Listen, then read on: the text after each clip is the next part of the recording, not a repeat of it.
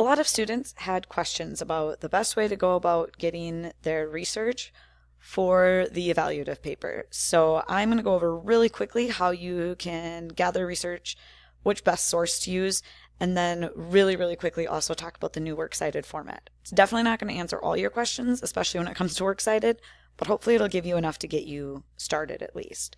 So start from the Alcover homepage.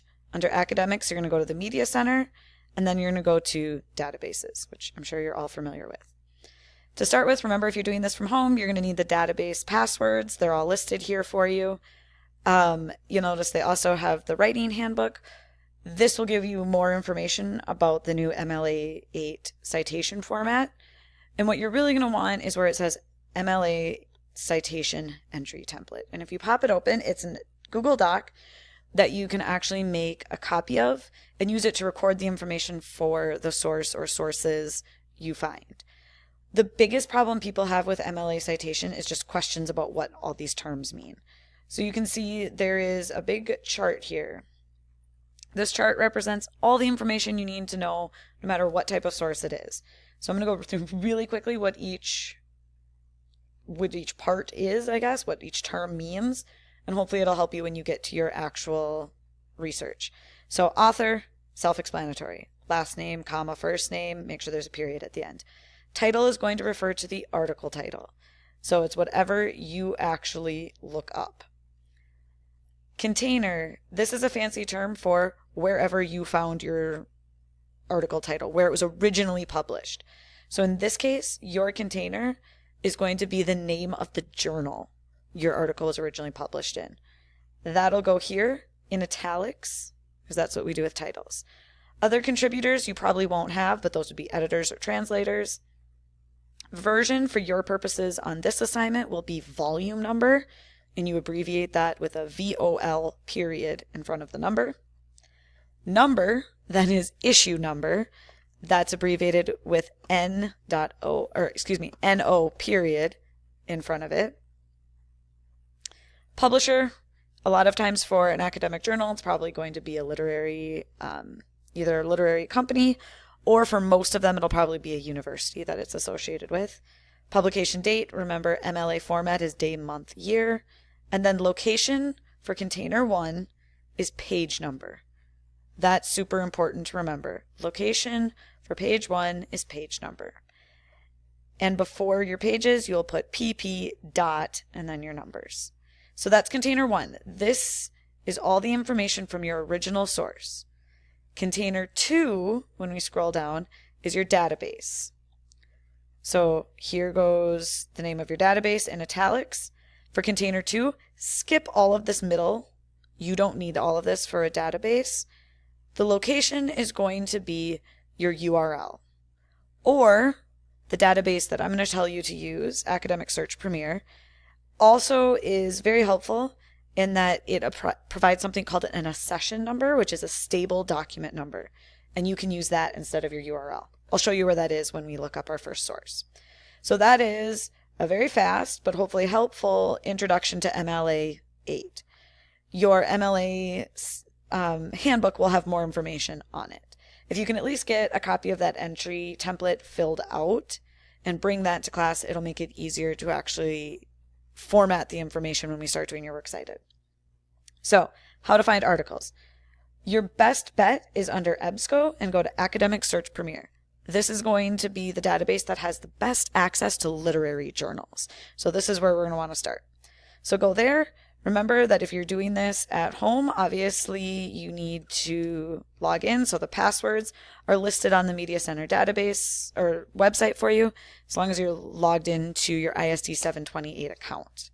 So once you get logged in, this is what EBSCO host is going to look like, or Academic Search Premier, I should say. So let's say we want to look at Achebe writing in English. There's one weird glitch with Academic Search Premier. You have this search button here, but I think most people, at least I know I do it, is I'll just hit return. And on Academic Search Premier, that brings up this really weird search term sheet suggestion. Not at all helpful, right? Not giving you what you're looking for. So with Academic Search Premier, if you accidentally hit return, just re-put in your terms, and then you always have to hit search. And for some reason, when you click search, it makes your database happier and it works. So here we have lots of sources. They look great, but I've forgotten to do a couple things that are going to be really, really important when it comes to your research, because you're looking for peer-reviewed journals. You need that credibility factor. So the first thing is if you go over to the side where it says limit to, and it's kind of cut off right now, click on full text. You don't want anything that brings up just a abstract. An abstract is like a summary. Those aren't useful. You need the actual information itself. And then obviously click on scholarly peer reviewed. So now it limited us down to 9, which is more than enough. Looking at all of these, any of these look like they're actually going to be pretty useful as far as doing your research. Let's look at the very first one. So the abstract will give you a just quick summary so you can see if this actually looks like it's going to be helpful to you. If you scroll down and there's nothing there, make sure that you just click on PDF full text. Some of these are going to be long. So like this one you can see is 20 pages.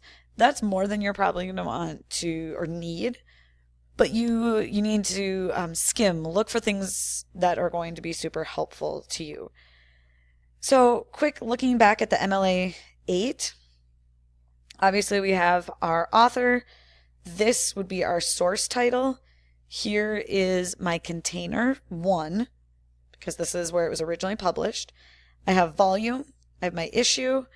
I have, if I look down, I have my publisher, because we assume it's Wiley Blackwell would be the publisher. I have a date and I have page numbers. That pretty much takes care of container 1. Container 2, super easy. Academic Search Premier. And then if I look down, this is my accession number, or you can use your DOI.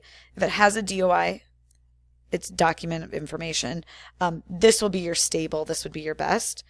You would just write DOI : and then all of this information for location. So that was a really speedy basics. Hopefully that helps you get some idea of where you can go for your research and how to start. Just a reminder, because this is the part everyone has questions on, if you hit just return and it takes you to this weird page and you're thinking that nothing is useful is coming up, just remember that you actually have to hit the search button itself to get to the list of sources. That's probably the number one frustration that people have, is they forget why it does that. So good luck on your research. Remember, try to get the MLA template filled out. And at school sometime this week, Tuesday or Wednesday, print your article, because you are going to have to turn in a printed version of your research with your paper.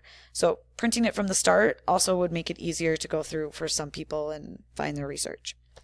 If you have any questions, let me know and we can talk about them on Monday, or I should say Tuesday.